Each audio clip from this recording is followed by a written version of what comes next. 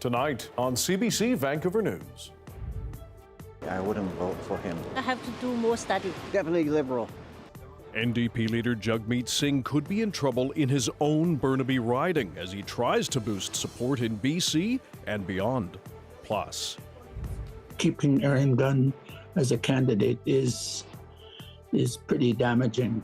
a federal Conservative candidate on Vancouver Island will stay in the race despite concerns about past comments. I have not heard him speak derogatorily about any First Nations ever. We'll take you to the riding. And how would the party leaders handle drug consumption sites in BC amid the poison drug crisis? We will be shutting down drug dens. We are undergoing a review of the effectiveness of these. This is CBC Vancouver News.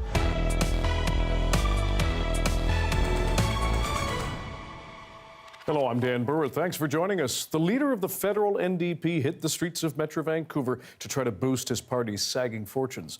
Polls show New Democrats are struggling badly and could lose official party status in the House of Commons. And as the CBC's Chad Pawson explains, Jagmeet Singh might lose his own seat in Burnaby. Jagmeet Singh. Federal NDP leader Jagmeet Singh needing votes in BC, but saying he can win again in Burnaby, one of 12 federal NDP seats in the province and 24 across the country. Absolutely. I'm confident that I'll be able to serve the people of Burnaby Central. And I'm also confident that people in this country need New Democrats. That confidence is despite polls showing the NDP bleeding support in what seems to be a two-party race between the Conservatives and Liberals. The NDP is projected to win just 5 seats nationwide. An existential threat to Jagmeet Singh. Political strategists who have worked on NDP campaigns say the party has to connect with voters over its values. The NDP is being elected to protect us and to take care of us, and that's one of the values that they're probably the most noted for. Hi, my name is Wade. I'm from the Liberal Party of Canada. I'm the Liberal candidate for Burnaby Central. But other candidates are looking to pounce. We received a lot of positive feedback from the doors. Yeah, a lot of them were saying that they used to be like NDP supporters, but this time around they will give the Liberals a chance. But don't underestimate the NDP's ground game, argue political strategists. They say Singh has strong name recognition in this riding. The ground game can work for him, but right now he is fighting an uphill battle. He would be the underdog. Voters we spoke to in Burnaby agree. No clear idea. I have to do more study. I'm going to vote to McCartney. Liberal party, yeah. Has Jagmeet Singh been a good parliamentarian in your opinion? I wouldn't vote for him. Singh has 20 days now to turn it around, to convince voters his party is useful in Parliament, to work with government for programs that benefit them. If he fails, he may have trouble arguing his utility as NDP leader after 8 years at the helm. Chad Pawson, CBC News, Burnaby. Conservative leader Pierre Poilievre has also been in Western Canada, promising to crack down on tax evasion. He's fresh off a big rally in Edmonton that drew thousands of people. And as Olivia Stefanovich shows us, it seems to have given him new wind in his sails. After holding his biggest rally so far on the campaign trail and receiving a major endorsement from former Prime Minister Stephen Harper, Conservative leader Pierre Poilievre is back on the attack, promising to crack down on tax havens while criticizing his main political rival, Liberal leader Mark Carney, for co-chairing 2 investment funds for asset manager Brookfield that were worth $25 billion, registered in Bermuda to give pensioners tax advantages. You can't avoid your taxes. Global elites should not be able to either. And that is why I will end the Liberal 2-tier tax system, where elites get loopholes and working people get audited. And I'm going to be putting hardworking Canadians first for a change. Tax havens are not illegal, but Poilievre continues to condemn Carney for his work with Brookfield as he tries to undermine the Liberal leader's credibility and appeal to working Canadians. Poilievre is promising to rewrite tax rules and close offshore banking loopholes. He also promises to name and shame wealthy corporations for dodging taxes, like Brookfield, a company that Poilievre held indirect investments in. Poilievre made his pitch today in the new riding of Edmonton Southeast, where the Liberals have tapped Edmonton Mayor Amarjeet Sohi to run as a candidate. Olivia Stefanovic, CBC News, Edmonton. Both Conservative leader Pierre Poilievre and Liberal leader Mark Carney have weighed in about the toxic drug crisis while in BC. Both are taking very different approaches. The coroner says 16,000 people have been killed by poison drugs in BC alone after a public health emergency was declared in 2016. As Katie DeRosa reports, one harm reduction advocate worries the life-saving services are becoming a political football. Guy Felicella overdosed 4 times in supervised consumption sites. He says he's alive because nearby staff jumped in. These sites are, vital in saving people's lives. Now a harm reduction advocate, Felicella worries that overdose prevention sites, where people can use drugs under supervision, could be collateral damage in the federal election campaign. I can't believe we're actually debating people's lives here. In New Westminster on Sunday, Conservative leader Pierre Poilievre promised to close overdose prevention sites. We will be shutting down drug dens. These drug consumption sites do not work. Under Poilievre's plan, overdose prevention sites, regulated by the province and often run by nonprofits, would have to apply to become federally licensed supervised consumption sites.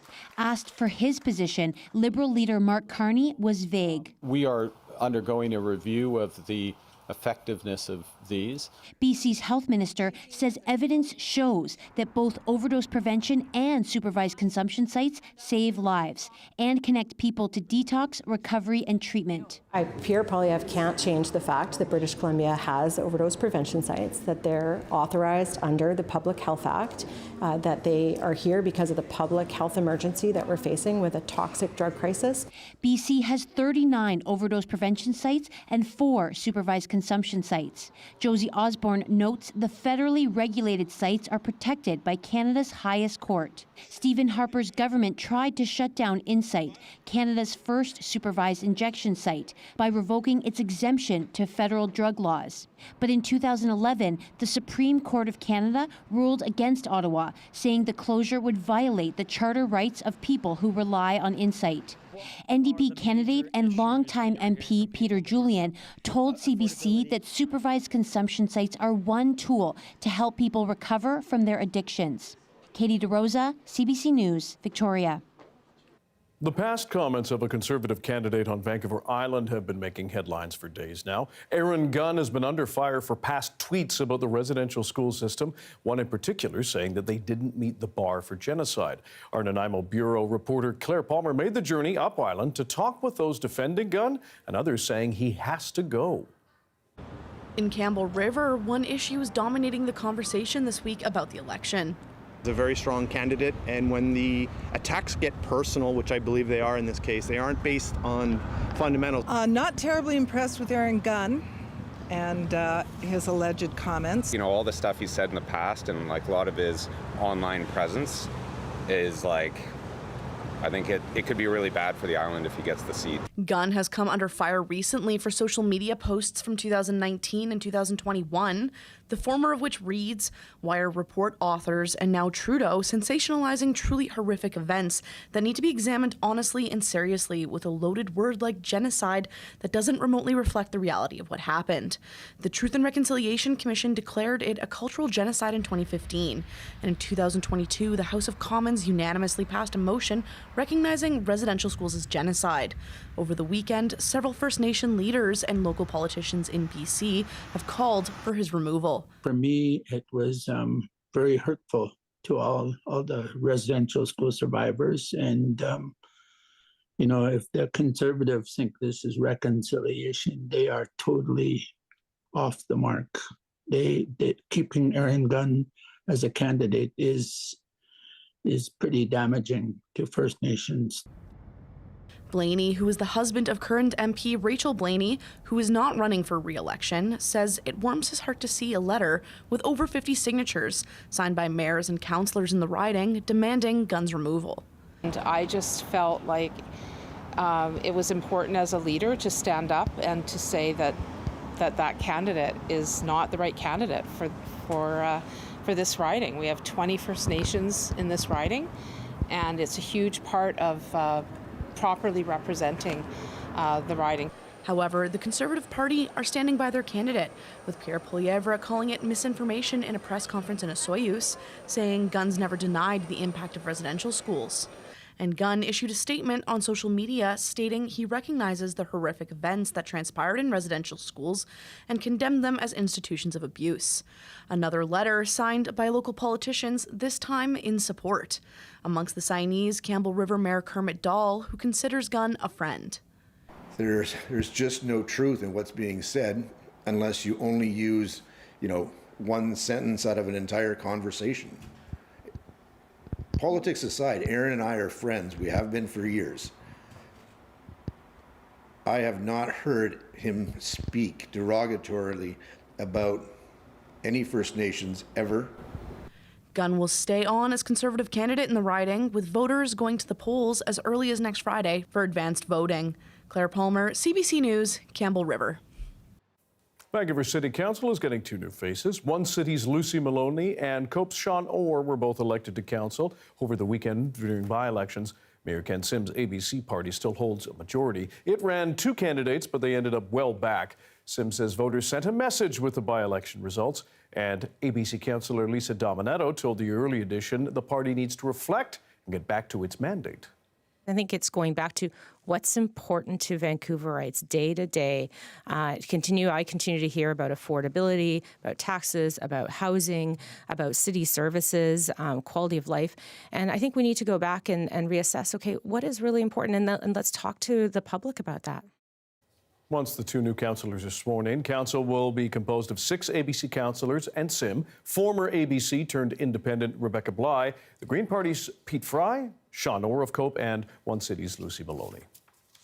A new lawsuit claims the University of British Columbia is limiting academic freedom by engaging in, quote, political activity.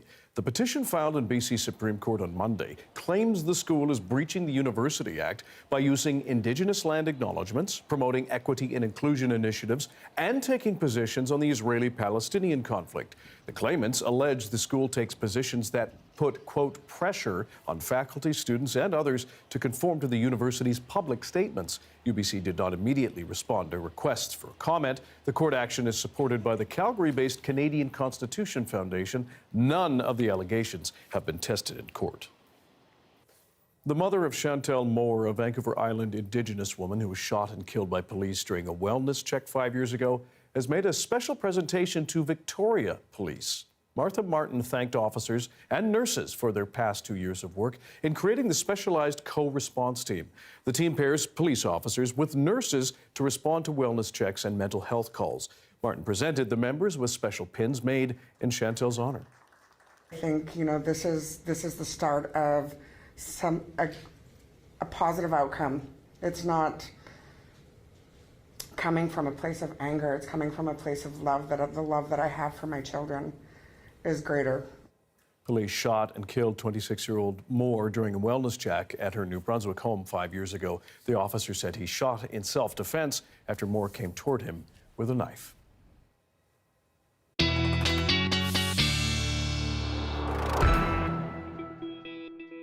Darius Madabi is here with a look at the weather. How many ways can we say rain? I mean, we don't have to say it many more ways, Dan. No, really? We got some, oh my God, we got some rain clearing up now. He's choked up, folks. I know, the sun is coming. And then some more rain comes on Thursday. But for now, like I said, we got some showers. We had some heavy showers at times on parts of the island and up around Powell River, but things are clearing up. If we take a look at our forecast, you can see, again, some showers clearing up tomorrow, a mix of sun and cloud across the southwestern BC. If we keep rolling this forward, you can see some clearing up at times, especially over the lower mainland, parts of the South Island.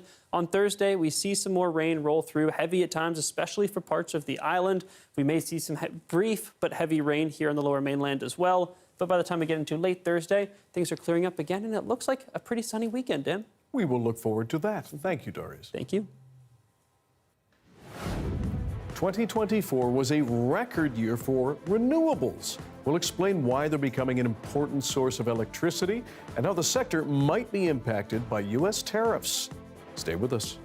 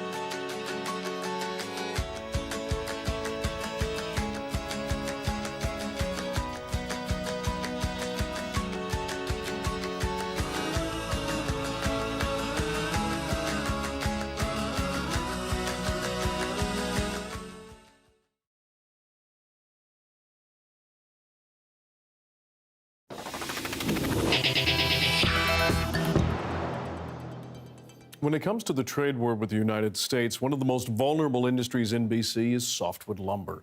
The U.S. plans to double the duty it charges on imports from Canada from around 14% to 34%. One Abbotsford-based lumber company says it does most of its business down south, and they're now scrambling to find ways to diversify. And our customers in the U.S., they're going to be looking for alternative U.S.-based lumber. And I don't think they have the capacity or enough lumber to support their economy. They say 30% of imported lumber is consumed in the U.S. is Canadian lumber. So how are they going to come up with that? How are they going to make up for that, right? Yeah, and what about your business? How much do you do with the U.S. and how is it going to impact you and your workers? Our business is 65% of our business is U.S. based. So we have over 300 people working for our company over 4 different facilities in BC. And if this goes ahead, it's gonna hurt our company drastically. We might have to lay off a lot of people, right? And it's not gonna be good. Our industry, like I said, our forestry industry is not good as before the duties, and now with this new duties coming in effect in August, it's gonna do more damage in our industry, right? The U.S. has long been the single largest market for BC lumber exports, representing over half the market for an industry worth approximately $10 billion. And while putting a price on emissions has become a political landmine in Canada, the push for renewable energy may be seeing a boom in other parts of the globe. A new report says more than 40% of the world's power now comes from low-carbon sources. Susan Ormiston looks at what's fueling that growth and why Canada is falling behind. Globally, renewable energy now supplies 1/3 of electrical demand, and if you add nuclear to that, it's more than 40% clean energy supplying electricity. Here is the driver. You can see on this graphic that solar electricity is doubling every 3 years. That's according to Ember. It's an energy think tank. The juggernaut there is China. It is accounting for about half of that growth curve, and you can see how that's going up over the last 3 years. It's not growing that fast everywhere, but as Ember's policy lead says, it's renewable growth and it's climbing consistently. It's no longer the issue of how to build it, it's how to grow it with planning or legislation that's often slowing down the pace. The most important thing really is to clear away barriers. So in many countries, there are planning regulations that are restraining the growth of both wind and solar because the planning process can't keep up with the pace of applications. With electricity demands growing, oil, gas, and coal together still generate most of the electricity globally and actually rose in 2024 to a record high. But interestingly, Ember points out that most of that growth from fossil fuels was to run air conditioning from those unprecedented heat waves in the US, China, and India, as well as other places. So what's Canada's picture? Well, it's not in the top tier of renewable growth. Our solar generation, for example, is about a quarter of the state of Texas. But when you put that in context, we have a relatively clean electricity source because so much comes from hydroelectricity. In fact, we have a stable of energy choices, including oil and gas, as well as hydro. So in some places, there's been a disincentive to build out renewable energy, and that needs to change. I think we're at a point where we absolutely do have to be forward thinking. We have to be looking at what kind of demand growth we're going to see. And we do definitely have to be focusing on prioritizing wind and solar. They are the cheapest form of electricity. And so if we increase the share of wind and solar on our grids, it will drive down costs for Canadians, electricity costs in particular. There is a lot happening in the renewable energy space, in spite of the fact that we've heard very little about it during this election campaign. Susan Ormiston, CBC News, Toronto. It was a blustery day off the coast of Pender Island, a mixed bag with plenty of rain, a bit of sun, and lots of wind, and there's more rain to come for the south coast. Darius has your BC-wide weather forecast coming up.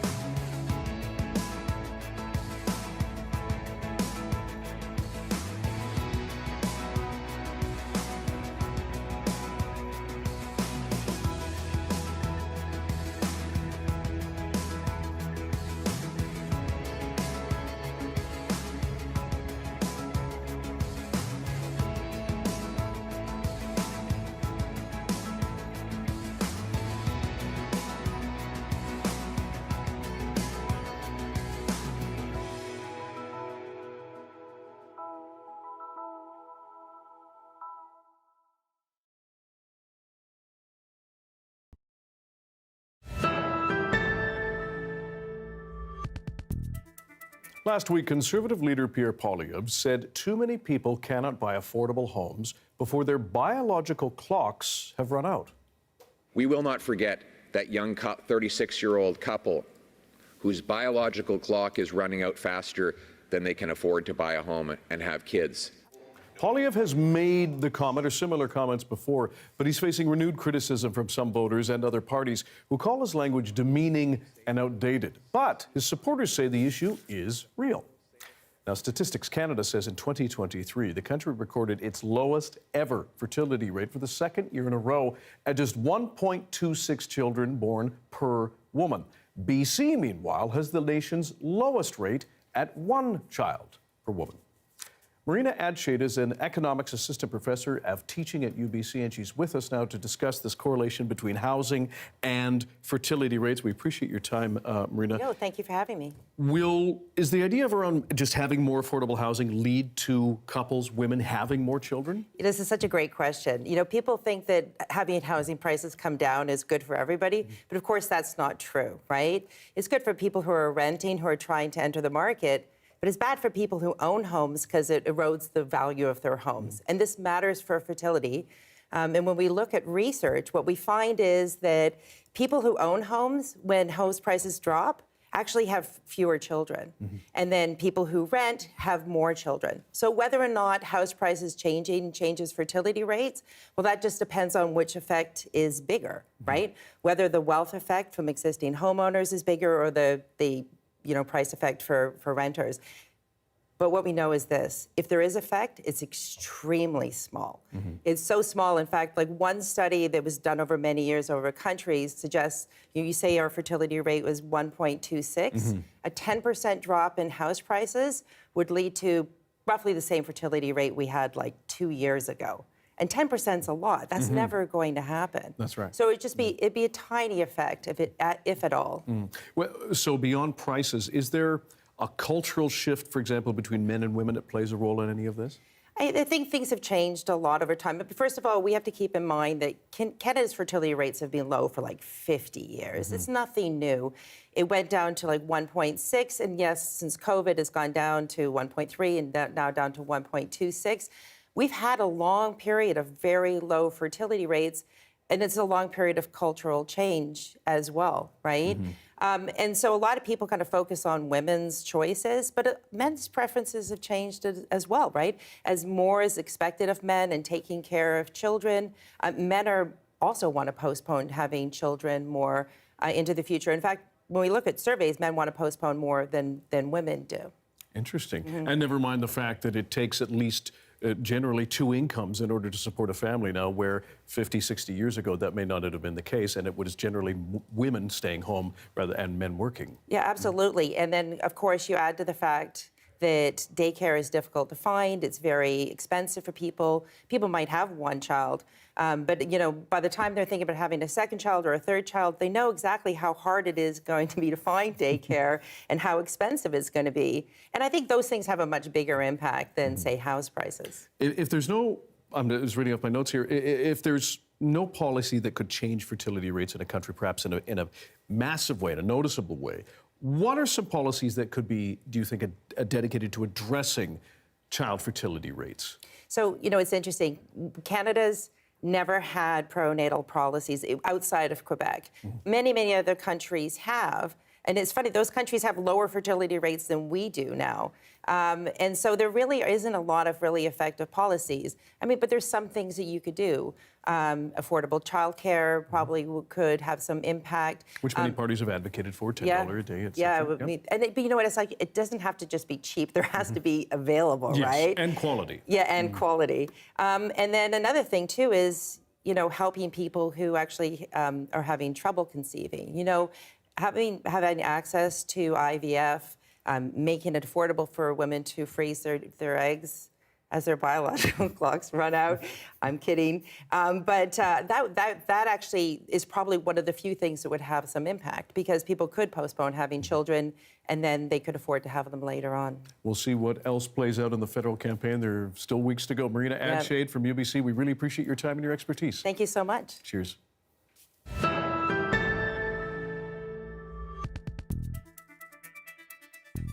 U.S. tariffs directed at China are causing problems for Canadian clothing brands that have their items produced there. Paula Duhacek looks at how their challenges are piling up. Canadian fashion companies, from major mall brands to small businesses, have been thrown a nasty curveball by the White House. All of those rules are changing and the ground is shifting under our feet.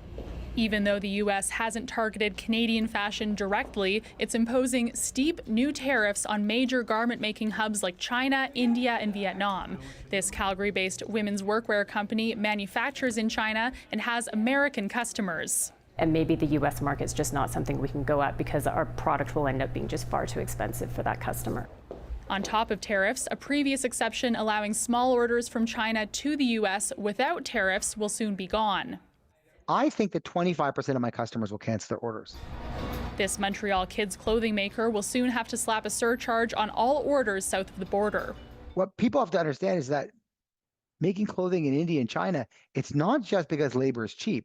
There's an expertise there that does not exist here. One of my members called this tariff hell. Stock prices for fashion giants Aritzia and Lululemon tumbled when the tariffs were announced and are still down. Even companies that try to shift away from China to avoid tariffs now can't find a safe country to move to. Smaller companies, it could be really devastating. And for very large companies, it could be very devastating. It's just everyone's in the same boat. It's not just fashion. Any company that makes product overseas and sells it in the U.S. is trying to figure out what to do next. They're going to be impacted by this, whether we're talking clothing, retail, toys, other items that they want to sell into the United States. Hi. The owner of this women's wear company now focusing on customers north of the border. Paula Duhacek, CBC News, Calgary. As the deadline looms, the trade war tit for tat continues. The U.S. hitting China with a record high retaliatory rate over 100%. A look at the escalation after this.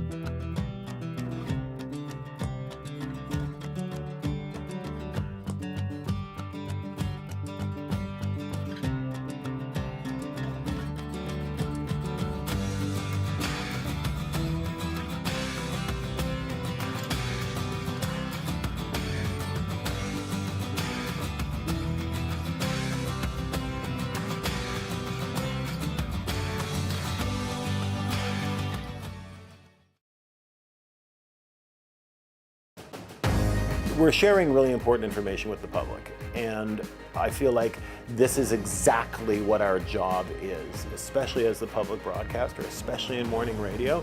That's incredibly important.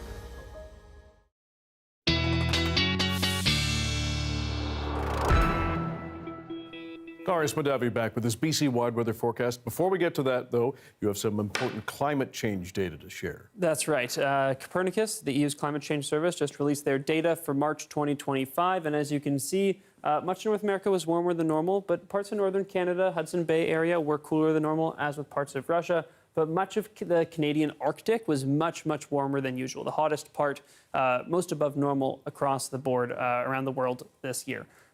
Last month. Now, you can see here, March 2025, the second hottest on record, only beaten out by 2024 and just slightly above 2016. Now, 2024 and 2016 were both El Nino years, so the fact that we are still exceeding 2016, previously the hottest year on record before 2024, is not the best news, to say the least. I think 2023 was actually also hotter than 2016 on average, but not the beginning of that year when March was.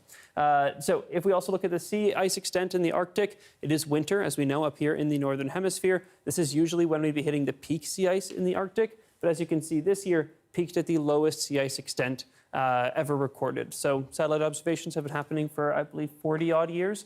And so this is, again, a bit of a sobering picture coming out from Copernicus as we head into, or now that we're in April. So looking forward to the data next month to get more information.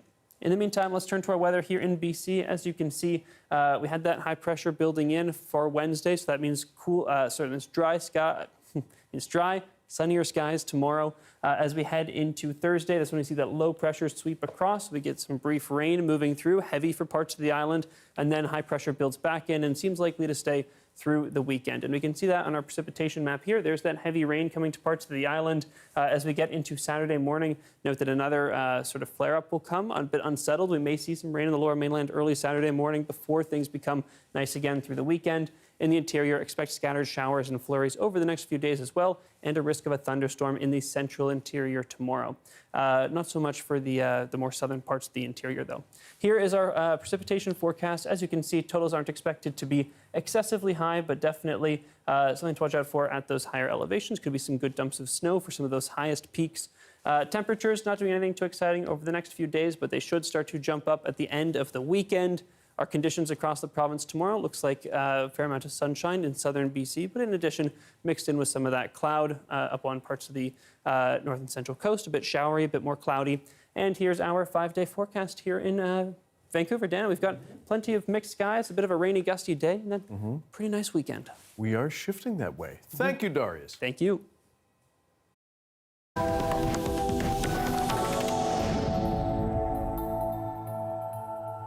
China is hitting the U.S. where it hurts, imposing a 34% reciprocal tariff on imports and restrictions on key rare earth minerals. U.S. President Donald Trump has threatened an additional 50% tariff in response if China fails to withdraw its measures. Andrew Chang explains the escalation of the trade war between the world's two largest economies. U.S. tariffs have wounded China. Carnage, panic, bloodbath doesn't even begin to cut it. Chinese markets deep in the red. Now Hong Kong stocks plunged the most in almost 3 decades. In its first day of trading after the weekend, the Shanghai Composite fell more than 7 percentage points. That's, let's call it somewhere in the ballpark of $500 billion in value, wiped out in one day. The Hang Seng, a measure of top stocks in the Hong Kong market, that was down more than 13%. That's another few $100 billion in value gone. And Donald Trump's not done. Because on top of a 10% tariff on Chinese goods imposed in February, plus another 10% in March, plus 34% announced last week, he's just threatened an additional 50%, which altogether effectively doubles the import cost of all Chinese goods to the US. We're starting to get to the point where if all these are applied, you effectively create an embargo between the two countries where there's just going to be no trade. Trump is punishing China for hitting back. In a trade war, the US has escalated. Yesterday, Trump says. China issued retaliatory tariffs of 34%. If China does not withdraw its 34% increase, the United States will impose additional tariffs on China of 50% effective April 9th. But China has found a way to hit the U.S. back hard, and not just with tariffs, but by attacking its supply chain directly. They just threw down the gauntlet. It's now a game of chicken. It's who's going to blink first. China is messaging this quite clearly. They are in it until the end. China has, until now, attempted to exercise restraint. Months ago, when Trump first imposed that sweeping 10% tariff on Chinese goods coming into the U.S., China did retaliate, but with smaller sector-specific tariffs, mainly targeting U.S. energy. Coal, LNG, that sort of thing.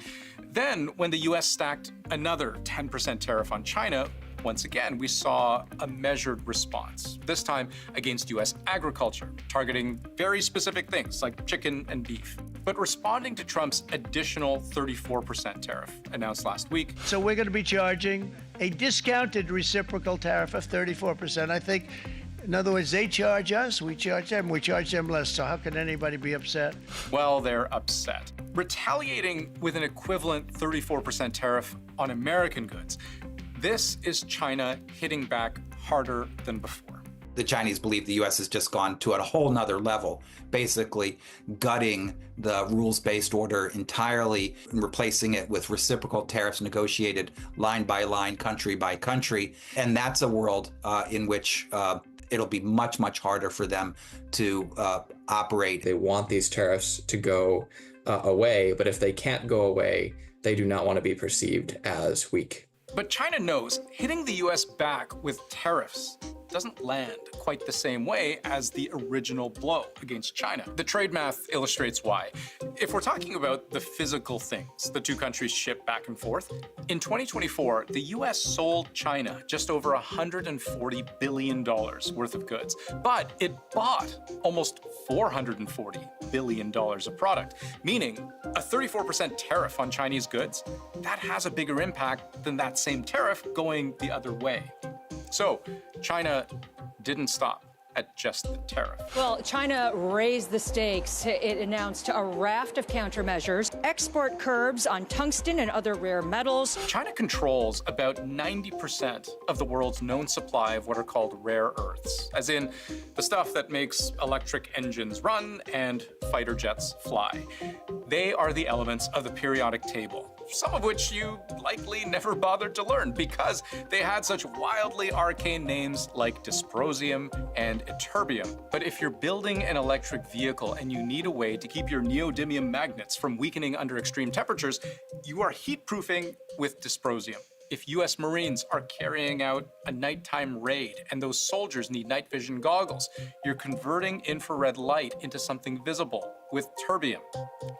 China recently added 7 new categories of rare earths to a list of controlled materials, which now requires U.S. companies that need them to get a license for them. You should see these new additions to China's export control regime for critical minerals not as more paperwork that will result in additional exports of these, but is essentially a ban. They're realizing that they don't have to respond on the same level playing field of tariff for tariff. Instead, they have other tools they can use to impose costs on the United States. This latest move adds to a growing list of rare earths China has either restricted or actually banned the export of to the United States. And experts say China has tailored this list of raw materials to exactly what the U.S. needs. Some American aerospace manufacturers, for example, build avionics using materials that are sole sourced from China. It's a real choke point. The U.S. and others have stockpiles, but they will go through those stockpiles relatively quickly. And the Chinese are counting on this being one pressure point to get the U.S. to back off or to sit down. And if you want to understand what direction China's actions are taking the country, it's also worth paying attention to their words, branding U.S. tariffs as abuse, which severely infringes upon the legitimate rights and interests of all countries, severely violates World Trade Organization rules, severely undermines the rules-based multilateral trading system, and severely disrupts the global economic order. it goes on to warn economic bullying that shifts risks onto others will ultimately backfire. They've been accusing the US of bullying ever since the initial trade war. They want to be respected. They want to feel like they can have a two-sided, not a one-sided negotiation over these issues, and they don't want to feel threatened by the US. Well, China is, on the one hand, obviously having to take a more assertive posturing against US escalation. China is also essentially appealing to the rest of the world. Trump believes China has badly cheated the United States. He accuses China of flooding world markets with unfairly subsidized cheap goods, which wreaks havoc on a country's ability to manufacture and provide for itself because they just can't compete. As long as this trade remains unbalanced, I think the threat or the potentiality for additional tariffs will be there. And you recall that chart we showed you earlier about how much more the U.S. buys from China than it sells to China. The U.S. running a trade deficit of nearly $300 billion. Trump sees that as proof that China must be ripping the U.S. off. Trade deficits are no longer merely an economic problem. They're a national emergency that threatens our security and our very way of life. But every expert we've ever talked to on this subject says that's entirely the wrong way to look at it. There's nothing inherently good or bad about a trade surplus or a deficit. The United States has had a trade deficit pretty much since the end of the Second World War. Why is that? Because they're richer than any other country, so they buy more stuff. Just to use an analogy, we as households, we as consumers, we have trade surpluses and trade deficits with different entities in the economy. Most of us run a massive trade deficit with our grocery store. Most of us have a massive trade surplus with our employer. They pay us, but we don't buy anything from them. Are these things that are problems that we need to remedy? So in some sense, the underlying premise that bilateral trade imbalances are necessarily bad is just wrong. But what makes interpreting what Trump truly wants from any fight he picks really difficult is that his goals are sometimes self-contradicting. For example, on the one hand, he claims to love tariffs, like the ones imposed on China, because of all the revenue raised by charging the American companies who pay those tariffs. We're going to start being very wealthy again. We're going to be wealthy as a country because they've taken so much of our wealth away from us. But he also claims the purpose of tariffs is to do the exact opposite, which is to convince enough American companies not to pay them and instead bring manufacturing back to America. Jobs and factories will come roaring back into our country, and you see it happening already. We will supercharge our domestic industrial base. We will pry open foreign markets and break down foreign trade barriers. And then other times, he seems to see tariffs simply as a club with which he can beat his opponents to extract concessions on things that have nothing to do with trade at all, like the push to get the Chinese company behind TikTok to sell its US operations to an American buyer. Quote, maybe I'll give them a little reduction in tariffs or something to get it done.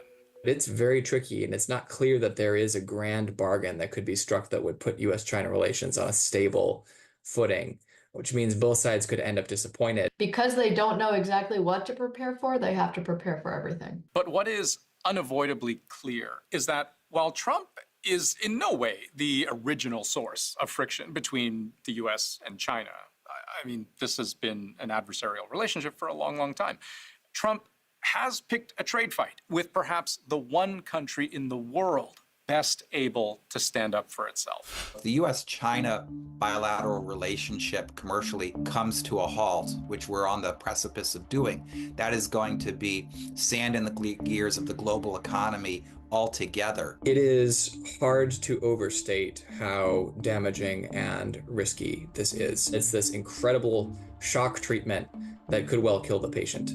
The US and China are respectively the world's #1 and #2 economic superpowers. No other country comes close. And now this trade war has gone to a new, explicitly hostile level.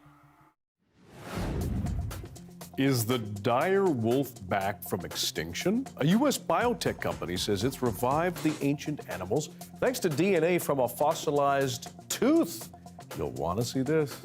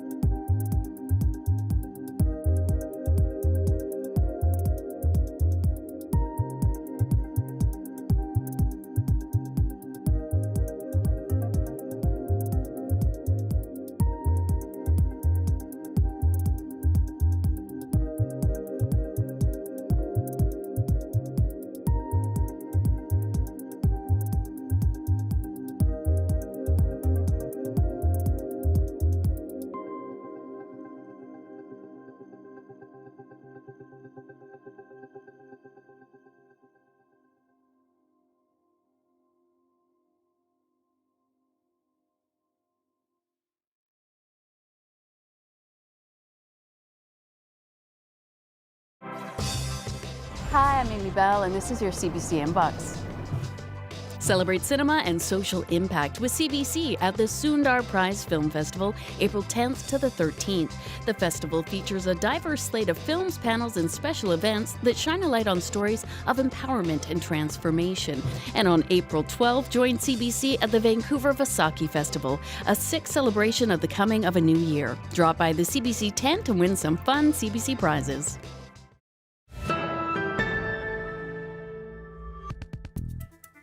Direwolves, made famous by the hit series Game of Thrones, could once again roam the earth. Although I will remind you that direwolves, as represented in Game of Thrones, are not what they actually looked like. In a scientific breakthrough, a U.S. biotech company says, in their words, it has revived the ancient animals. Anand Ram explains the science behind it and the ethical questions the company faces. Meet Romulus and his brother from another mother, Remus, raised by humans and genetically modified to resemble dire wolves, creatures that haven't existed in more than 10,000 years. We went from kind of the 73,000-year-old skull and the 13,000-year-old tooth to puppies in about 18 months. Studying those ancient fossils, Colossal Biosciences edited the genes of modern gray wolves to birth 3 pups, an example of de-extinction using a marquee species. Run to the litter. That one's yours, Snow.